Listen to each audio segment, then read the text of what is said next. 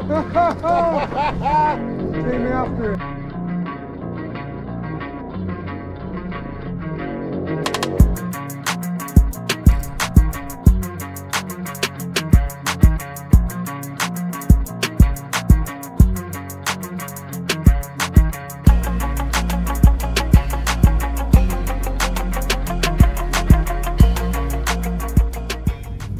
All right, guys, so today we are going to do another where to fish video.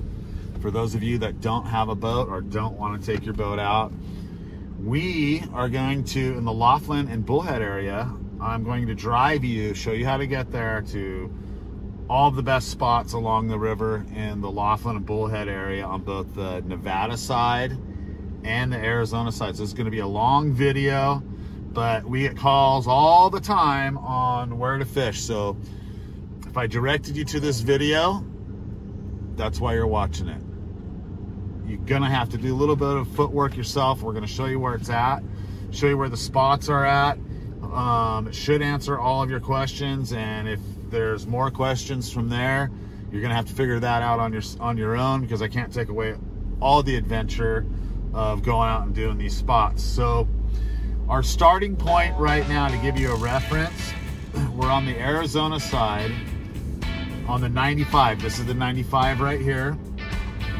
Bullhead is right here to our left. Laughlin is right across the street here and across the river. That's the Riverside Casino. And this is the bridge that goes across the Colorado River.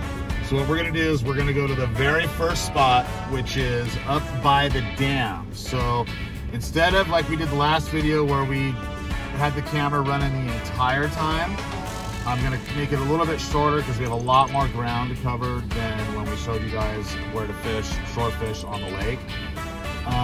So what we're gonna do now is, to get to this spot, we're gonna go through the bridge, over the bridge, and we're gonna go up the hill a ways, because we've got to go west of the river and on the Nevada side, go up the hill, and then we're going to take a road back down. But we are going to show you where to go. So you take this road towards Las Vegas, and then we'll show you where it enters in.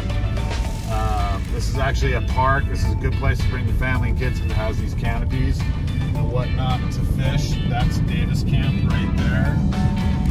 So what we're doing is we're going over the bridge from the Arizona side to the Nevada side. You got to get in this right lane, otherwise it forces you to go left to the casinos, and that's where you're going to spend it. So do not take this to the Heritage Park Trail right here. We're going to go there after this, but this is to get up close to the dam. So you go past that, and you're heading up this hill. As you can see, you're going to head up this hill. It's a mile or two up here. I don't know exactly how far, but you want to know that you're going the right way. Yeah, you're going up the hill a little bit of a ways here. It's kind of a roundabout way to get to it, but it's the only way to get to it. So yeah, just keep going up this hill. You're going to look for a sign on the right up there. Okay, so we're rounding the bend up here. You're going to see this brown sign here on the right. This is where you want to turn. The sign is going to say entering Lake Mead National Recreation Area, even though that's not where we're going. Okay, that's just a sign, landmark that you look for. This is the sign, Pyramid Canyon Park and Trails. You see a little horse on there. That's where you turn right. However, this is located inside the National Park Recreation Area. It's kind of a confusing name because it says Lake Mead, but it's not Lake Mead. The closest lake to here is Lake Mojave, but it's all one big national park. It's called Lake Mead. All right, so we're gonna drive this road all the way down.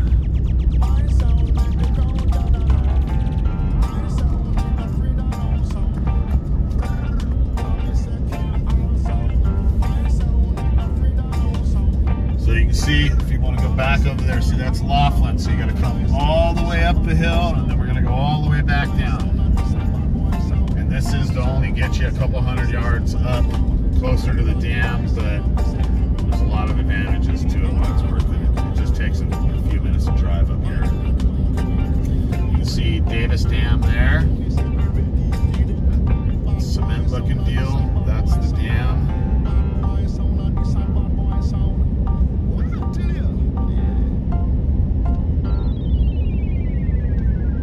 See a little bit of Lake Mojave on the top of the dam, just a little sliver of it. You can actually walk to Lake Mojave from here. I'll show you how to do that as well. So you kind of you can fish both sides of the dam from this spot, or get to the lake as well. So that's one of the advantages. It's a really nice park. It's really underutilized. There's hardly anybody ever here. Pretty wild.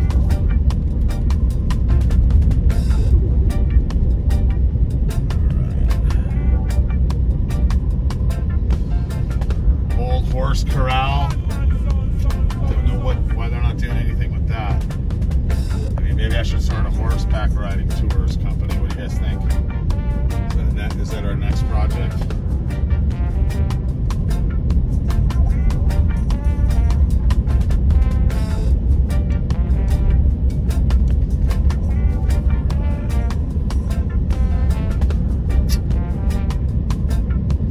So this is the park.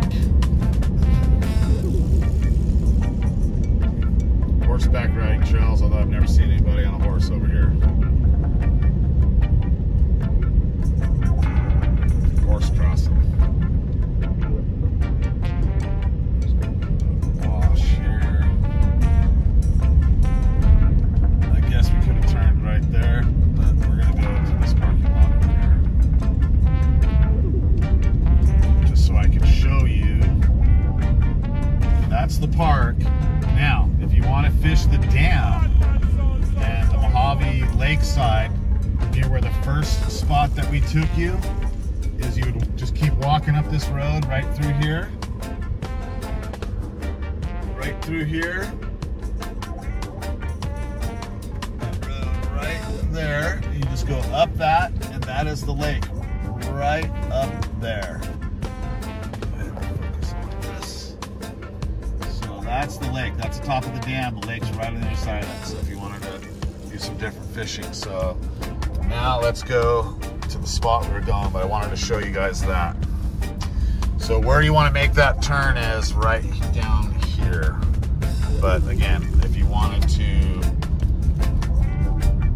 you can fish the river and the lake all without moving your car. It's pretty neat.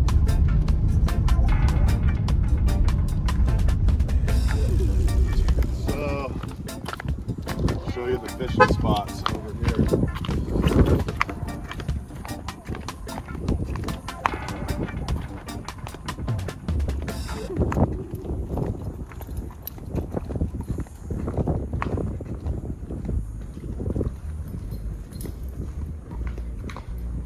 Okay, you see how clean this area is? If you see trash, pick it up and pack it out. Certainly don't leave your junk here. It seems to be some fishing spots. A lot of you guys are slobs and leave your anchovy wrappers, beer cans and all that. We're nice enough and welcoming enough to show you guys these spots. Please clean up your shit. The last thing we want is to show up in this beautiful park like this, a beautiful river, and see garbage that fishermen left behind. So as you can see, there's none of that going on here.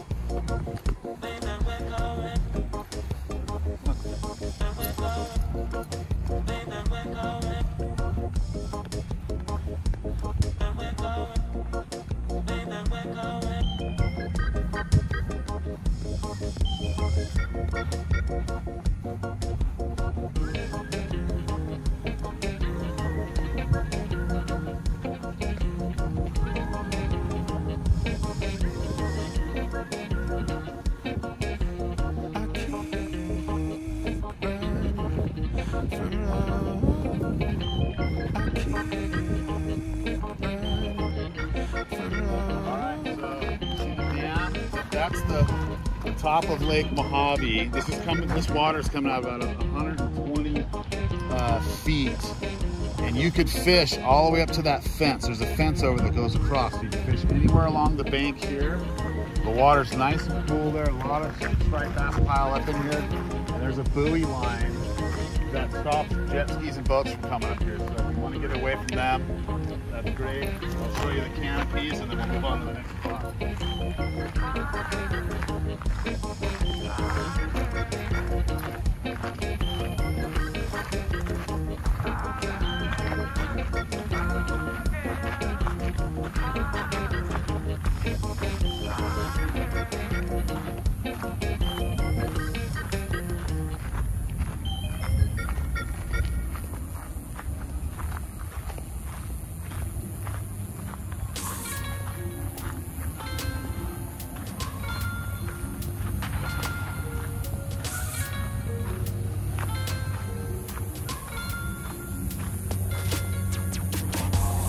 So now you can see there's 3 canopies that they have set up here with seating and shade. We'll walk down to this one. But again, the one thing you notice with this place, there's no garbage. I don't see one piece of trash. So please, if you see trash and you're at a fishing spot, pick it up, even if it's not yours. Certainly don't move it.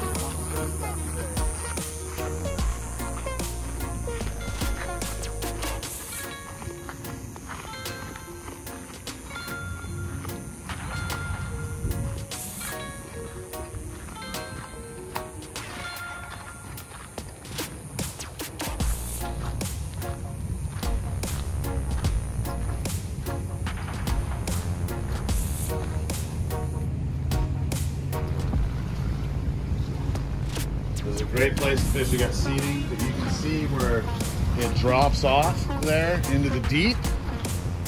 So you can go down. The water's a little low today, but usually the water by the afternoons will be up to here.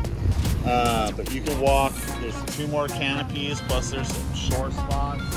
You can walk up to the rocks there, but don't go past that fence. There's a fence there, it's the borderline. They don't want to pass, but you can fish anywhere along this. Really good spot to fish. You can see it's Friday afternoon, and we are literally the only people here.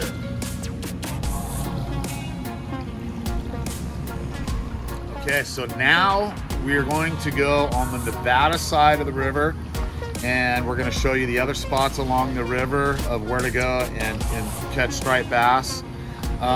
You can look at some of our other videos. I'm not going to get too into detail, but at the end of the video, I will show the basic techniques for beginners and intermediates. Just want to shore fish, just the basics. We're not going to get any of the tricky stuff, but just enough to get you started. I'll show you the basic setups. But we've got a lot of ground to cover, so we're going to get going. We're going to walk up to the truck, and we're going to start off again back at the bridge that crossed over by the casinos, just to give you a landmark of where to go, of where to start from and where we're at. All right, let's go. A little bonus if you're bringing the kiddos with you. There is a little bit of a splash pad here that you can turn on, and some shade for them to play in.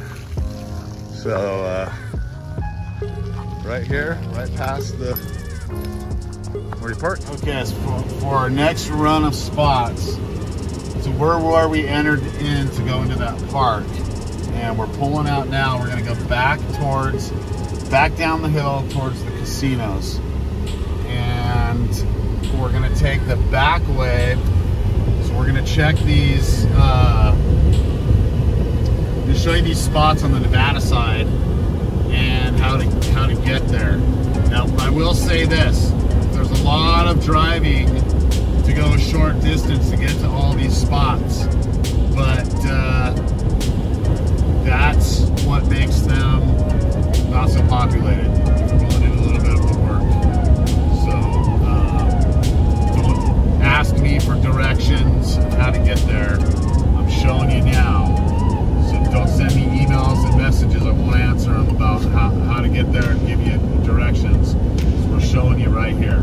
It usually happens when we put out a video like this. You get a bunch of people who want to call, get exact, like, write them down directions. We're showing you on video here. That's enough. Have a little bit of adventure. Okay, so when we crossed the bridge, we were coming up this hill. Now we're going down the hill.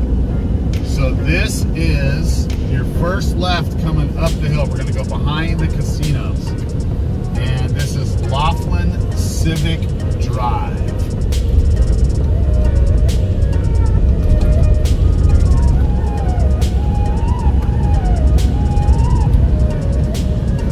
Okay, you're going to want to take the first left coming back. If you're starting from the Arizona side and crossing the bridge, you're going to want to take the first left, which is this street right here that I'm going to make a right on. We just turned a little bit early because we were coming down the hill.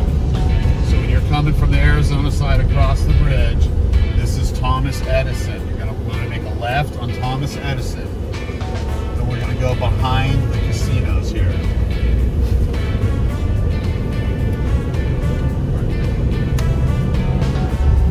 Okay, so we just passed the Tropicana on our left. We're going back up the hill. It's gonna spit us out on Casino Drive right here by Harris. We got this guy that keeps the speed limit slowing down in front of us. You gotta be patient. There's a lot of people who don't know where they're driving here because they're tourists. They're old people, so keep your eye out when you're driving.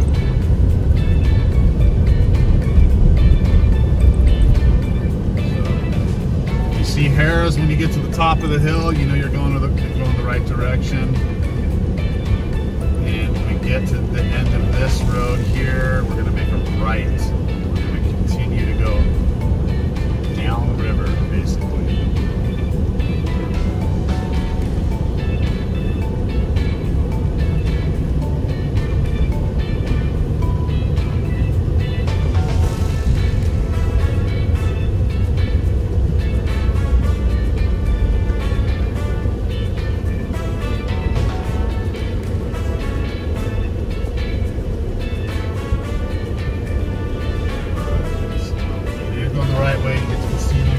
Make a right.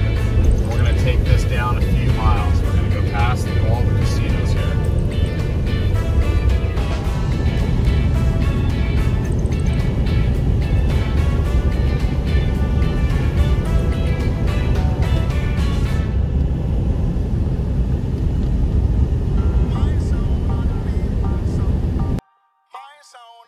Right, so now we're at the top of the hill. We passed Harris and we're coming back down. Going to go a few miles up down this road here, and we're going to get into, see the river there. You get some views of the river up here.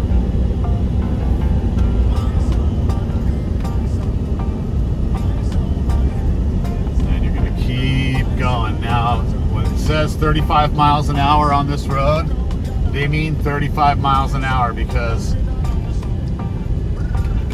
they'll get you. You'll get a ticket on this road. They're waiting for you. We'll probably see them. Well, it's lunchtime, maybe not, but most likely they'll be sitting in one of these little cutouts waiting for you to go over 35 miles an hour and you will get a ticket. This right here is no trespassing. You do not want to go in there.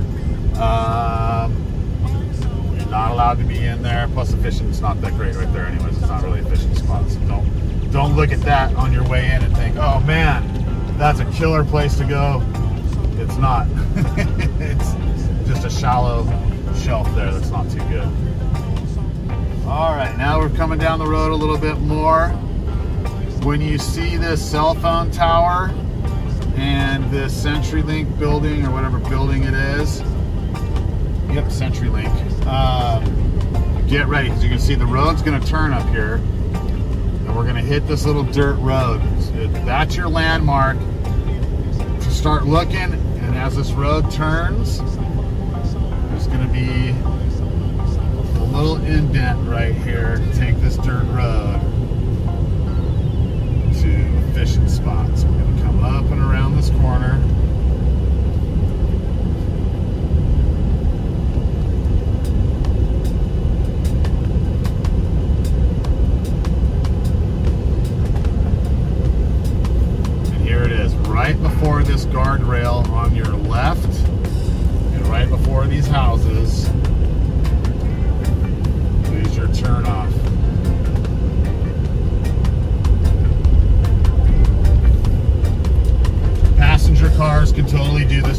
don't need a truck to do this. You can take your Honda Civic, if that's what you drive, and get through here. It's nothing.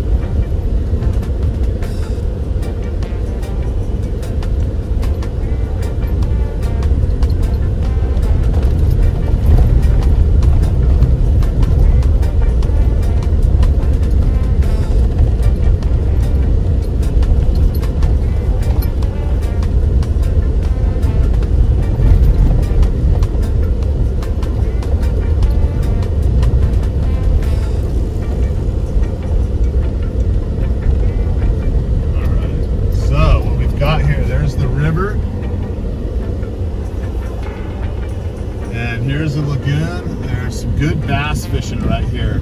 So if you see, there's a couple of beaches over there to set up on, and there's spots all up and down this finger here. You can fish the river. This is a really good area for striped bass. Like this corner right here, you can get good right where the road turns. Another good spot is right here. See, there's openings from other people that have done it.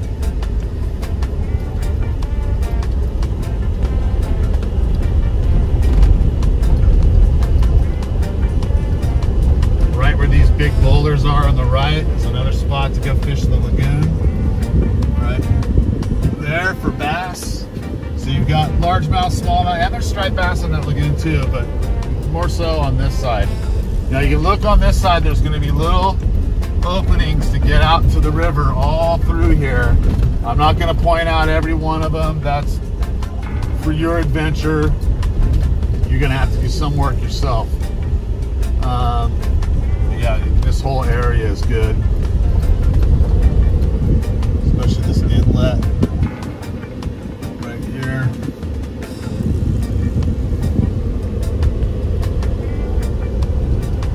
Catch smallmouth on this side too.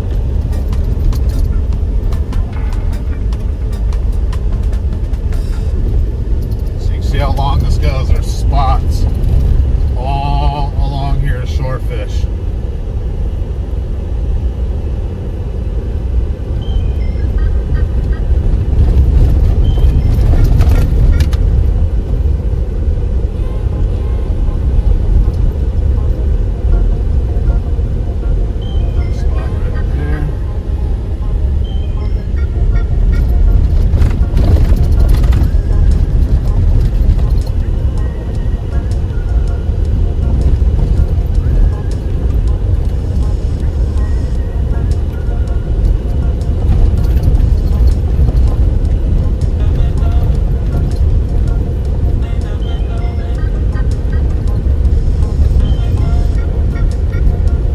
See how much area is for fish. There's plenty of room for everyone. There's fish all down this stretch.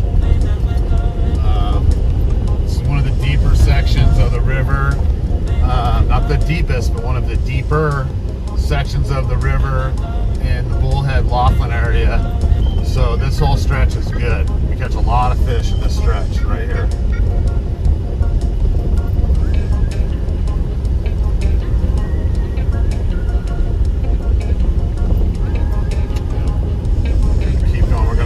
The end of this one, there's another finger like this that goes along the river on that side, because there's an opening where the water comes through right up here to get into this lagoon. We're not going to drive down that whole thing. We're going to leave a little bit of adventure to you, but it's kind of the same deal. You're going to have to find that dirt road on your own. I'm going to leave a little bit, but I'm going to point you out kind of where you're at. So let's see here. This is also another good spot to catch striped bass. Largemouth and smallmouth. Believe it or not, you can camp right here too. Okay, so that's a lagoon. That's the river. Oh, hey, look, there's the lodge right across there. This is what we look into every day. So as you can see right here where these people are and they're set up, you can get to this finger. It does the same thing. It comes down around back here. It comes to this, but you're gonna have to go past that blue building and find the turnoff. Like you can see somebody driving down that road way over there. I don't know if the camera camera's picking it up or not. Yeah, you can kind of see it right in front of that palm tree.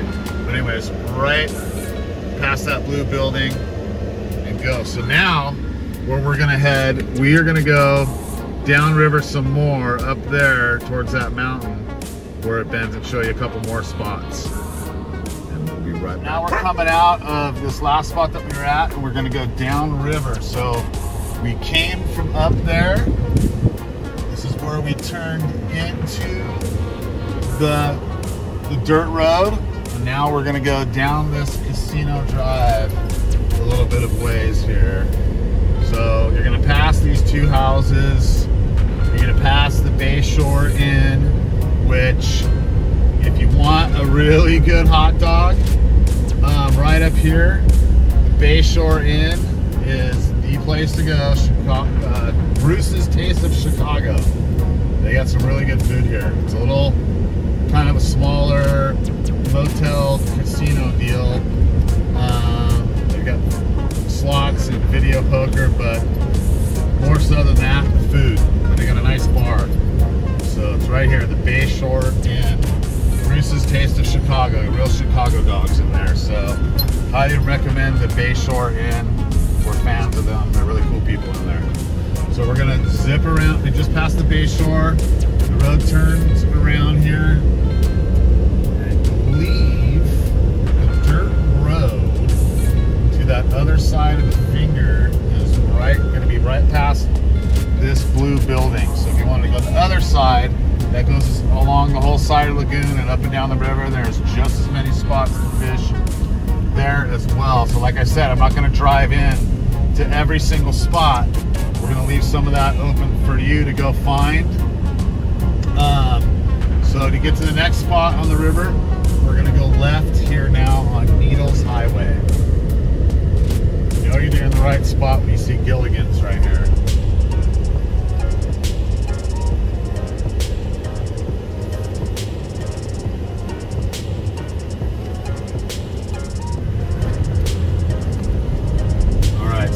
We're heading south on Needles Highway. There's the dirt road to get to the other finger right there, right past the blue building. So you can get in right there. And then what we have on our left here is Big Bend State Park. Another good striper area. You do have to pay to get there. It's first come, first serve. The weekends, the line will be all the way up this road, which is pretty crazy. But yeah, that's the state park on our left. Well, that's their maintenance area there. The entrance to it's going to be right up here. But the line sometimes on a Saturday, especially the holidays, will be all the way up here for people trying to get in. It gets pretty wild. But again, this is Big Bend State Park. Pretty self-explanatory where to fish when you get in there. There's fish all up and down there. There's a couple lagoons in there and a couple little backwaters to the river. But it's a beautiful park. Great place to take the family, great place to fish. Okay, so you're gonna see the road goes up this hill. I haven't been to the spot in a little bit while, so I might make a wrong turn. But I do believe there is a marker up here. Well, there's an RV park, RV camping right there too. If you wanted to camp in your RV, it's pretty unknown little spot. Okay, so we're going to be making a left here. We're going to be fishing off of another dirt road. And I believe this is it right here, if I'm not mistaken. Don't hold me to it. I watch traffic coming through here because they're hauling ass, but it's before you go up this hill. And I believe we made the right turn. Okay, so this is one of my favorite shore. If I was to shore fish, this is the spot. A lot of times when we're running the drift boat down the river, this is where we most consistently pick up fish in general, and where we most consistently catch our biggest fish in general is right here in this whole area along this bank. You'll see when we get up here. River's right here, coming up.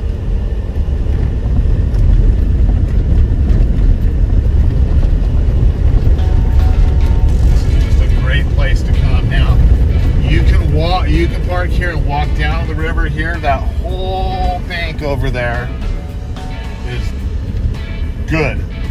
Everything good. As long as you want to walk, you can walk way down there all the way to Big Bend State Park. A lot of people stop here and just hang out on the beach. You can fish all along this.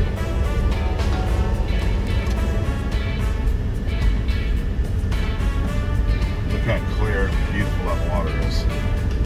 So all along this, a real popular spot. You're gonna have to get here to this.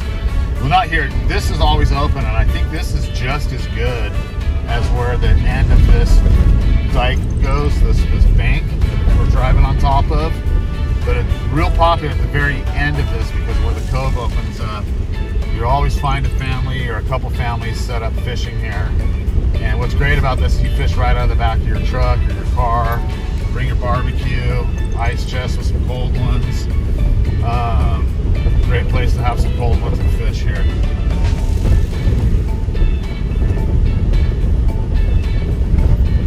As you can see with these spots, this is Friday afternoon. It's only 108 degrees, so it's one of the cooler summer days right now, and there's nobody around. Friday afternoon at 2 o'clock, it's only 108. Well, I mean, for us, it might sound a little weird. So there's this finger here, this first one, and you can see this back eddy down here. It's pretty awesome.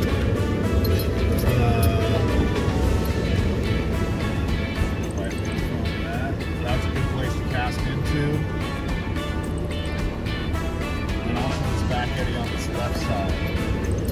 And then we're going to continue to drive down to the end of this.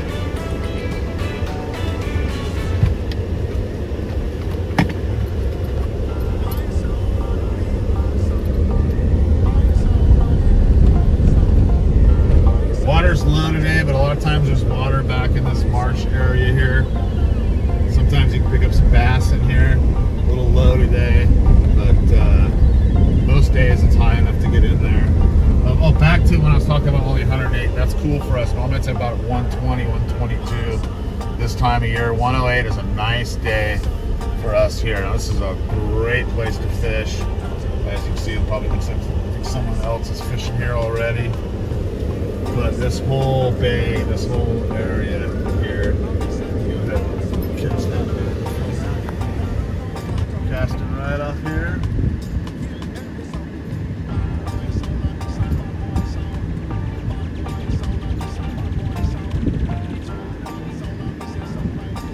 Absolutely gorgeous.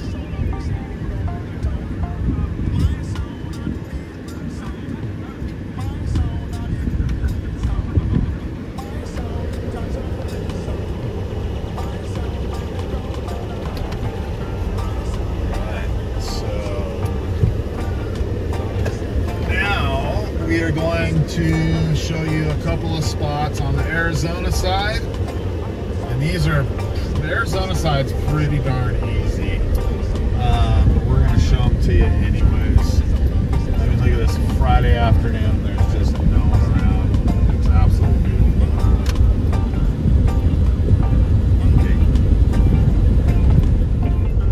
All right, so now we're coming back across the bridge to the Arizona side. You can see even the casino side.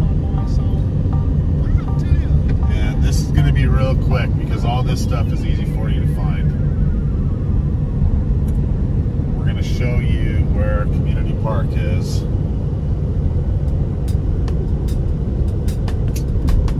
And that's pretty much it on the Arizona side. There's also Rotary Park. Google that. I don't think you guys need too much help with me pointing out where a park is, but the two spots on the Arizona side are Community Park, which is right here on the 95. We're going to drive past that. And then the next spot down is Rotary Park, and it has a fishing pier and the whole 9 yards there, and a real nice park, and lots of places along the bank to fish there. So I'm making a right here on Bullhead, which is the 95. So make it right here on the 95, going towards Bullhead. Okay, so we're going down the 95, going downriver. There's the casinos on the Nevada side and community park. I mean, you should be able to Google this and find it. It shouldn't be very difficult. You can't miss it. It's a giant park. Right on the other side of Harrah's over here on the Arizona side. We'll take a quick drive through there and show you those spots. And then that's probably going to do it. We definitely want, well, you see where to go on the Arizona side. This isn't the best side to go because you got so many jet skis during the day. This is more of a super early. Alright, so I don't know where our other card, other phone is full, so switch phones, so it might seem a little weird what I just said, where it's continuing now. But we're going through Old Town Bullhead here. Like I said, watch these weirdo drivers. Just like that guy. Big park here. Google it. You can't miss it. It's called Community Park in Bullhead. Oh, if you're a Bullhead resident, it's free to come in here. If you're not, it's 20 bucks to get in here during the summer. During the winter time, it's free. I think after Labor Day, it's free after Labor Day, I'm pretty sure. So it's a big park. But again, you don't want to fish here during the day. This is an early morning only or nighttime when the jet skis are gone. It's a real popular place for jet skis and jet ski rentals. And so we're just going to turn in here. I'm just going to show you a few of the spots. You're going to see how crowded it is with jet skis and why you don't want to fish here during the day. But I'm going to show you these spots.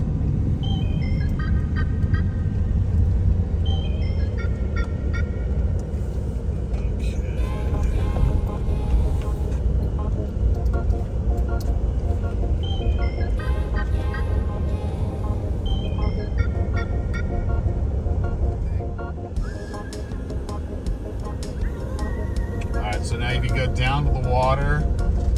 You're going to make a left, but any of this area, I mean, as you can see, it's pretty crowded here. It's not conducive to fishing, but when there's no one here early in the morning and at night, this is a great place to fish.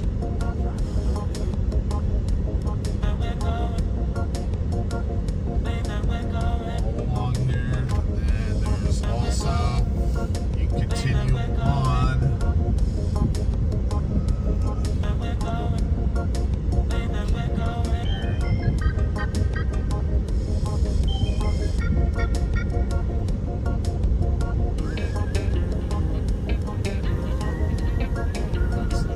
Pick this road. Go up and around to this other side.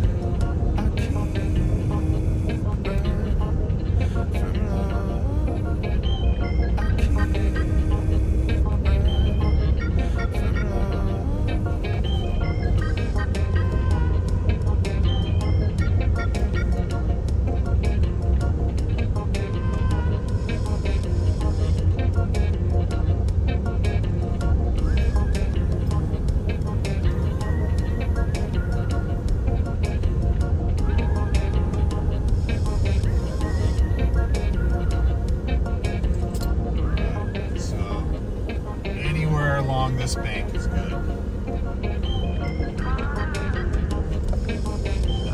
It goes way down here. I'm not going to drive this whole length. I'll leave that for you to do. But as you can see, in the morning, there's nobody here early morning or at night.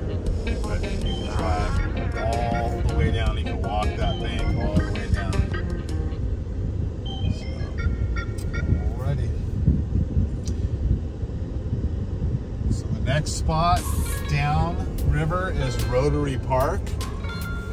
No need for us to drive there. Google it, Rotary Park. It's got a fishing pier. It's pretty self-explanatory. You can walk up and down the bank fishing there, and that should be pretty self-explanatory. So these are all the spots in Bullhead and the Laughlin area that you can catch striped bass at and kind of get away from people.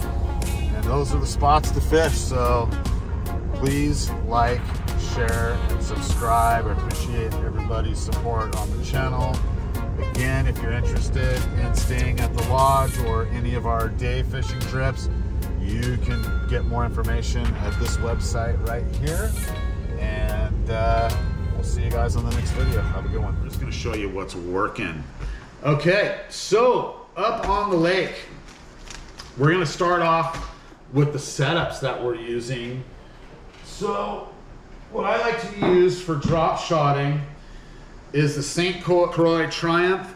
This is a 7-foot rod in the medium to light. And then I've also got the Shimano Next Wave.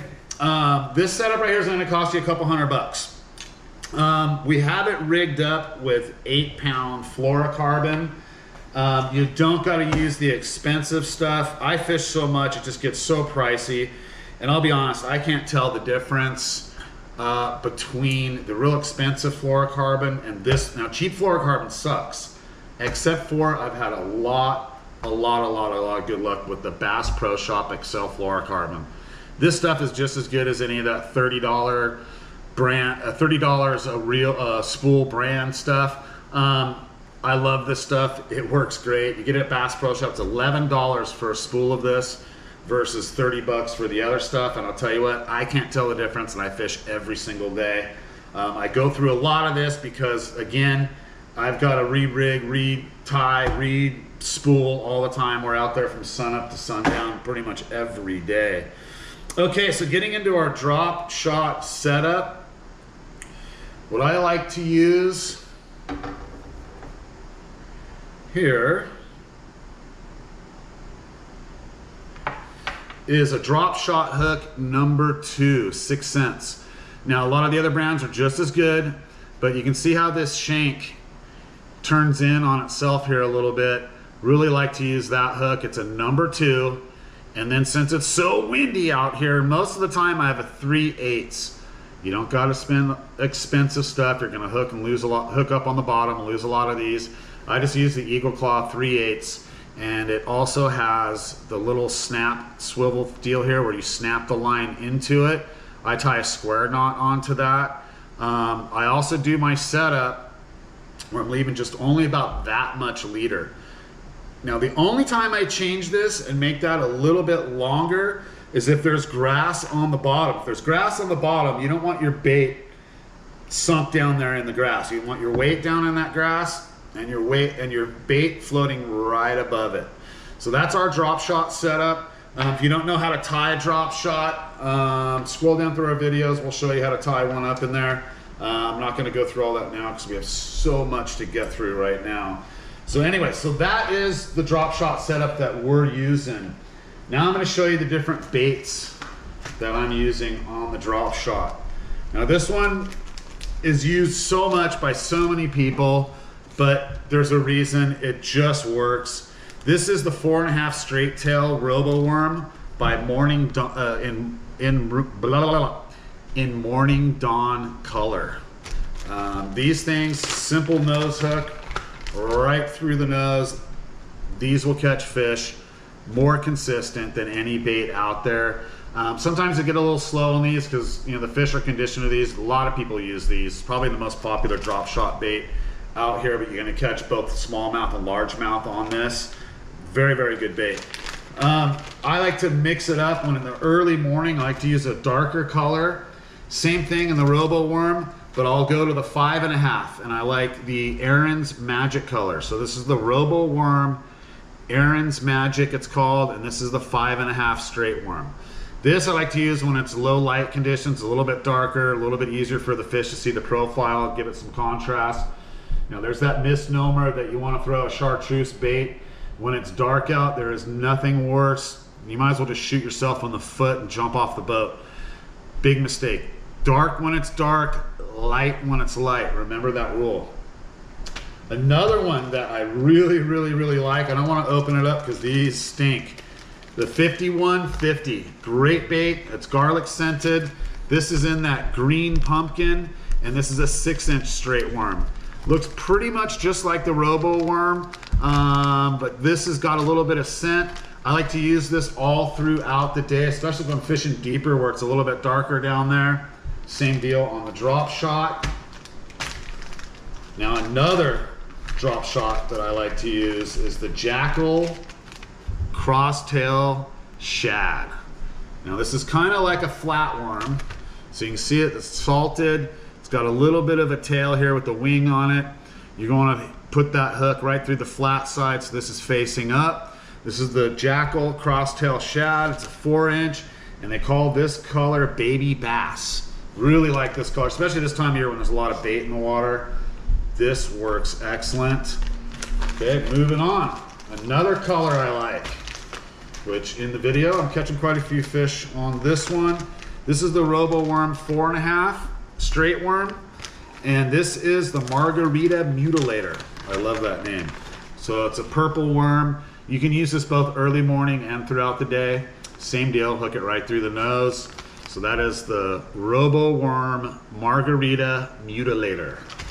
One of my favorite bait names. How they came up with that one, you got me. Okay, we've seen this one. This is the Aaron's Magic.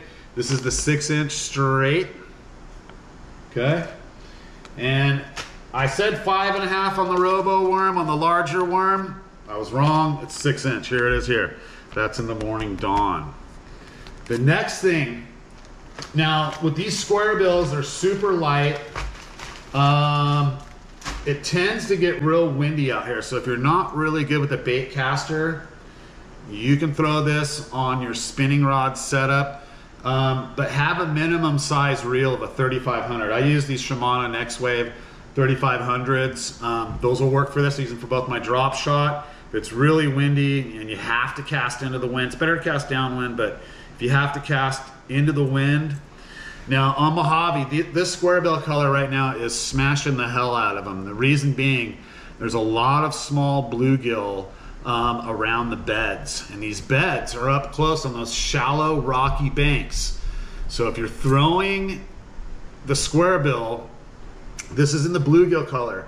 Now this is the Bass Pro Shop brand XPS. I'm super impressed with these guys. A lot of their stuff used to be junk, but for whatever reason they're really stepping it up. These are literally only $4 a piece at Bass Pro, and they honestly compete with all the top brands now. They really stepped up and started making a quality bait with quality hooks. Again, this is the square bill in bluegill color. Another bait that's working shallow, the Lunker Hunt swim bait. This little 4-inch Lunker Hunt comes pre-rigged with the weight here and a weed guard. Running this also through that in the various colors. I like this off-white one. Again, that's on the shallow rocky banks where you're gonna find those bluegill beds. So that one works good. You can do that on the same setup. The next bait on this same on this St. Croix setup. This here is a 6 cents in the shad color, square bill. It's their version of the sexy shad, only it's not as bright blue. I don't really like that bright blue. More of like a deep sea green with a yellow side and a flashy little silver on there. Another one to run through. Where you find the banks that have the bluegill beds on it, these are gonna knock them dead. You're gonna get a lot of bites on that.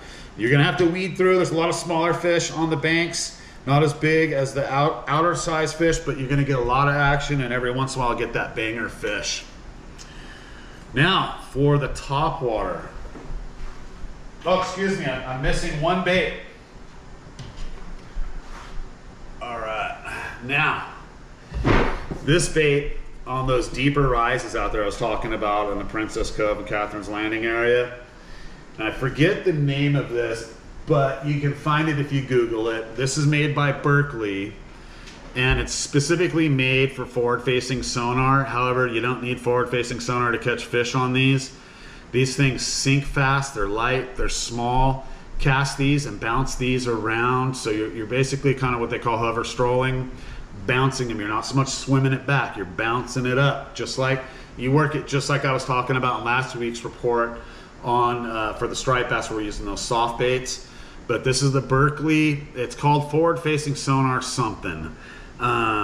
It's specially made. If you just Google it, it's going to come up everywhere. This is one of their signature baits. Now, this thing's knocking them dead, especially in that 20 to 30 feet of water. Just bounce this around along the bottom. Don't hit the bottom. You want to be a couple feet up off the bottom. Bounce this around back to you around those deeper ledges, and you're going to kill it on that. Again, I still use 8-pound fluorocarbon on this. No need to go super heavy. Same, I do use the medium heavy rod for that because the deeper fish, I want a little bit more backbone to pull them up out of the rocks. So if I'm fishing that deeper stuff, the only thing I change on my 7-foot, well, this is actually a 7.5 foot. So I'll go to a 7.5 foot on this spinning setup and go to medium heavy. So I have a little bit more backbone to turn those fish because you're fishing a little bit deeper.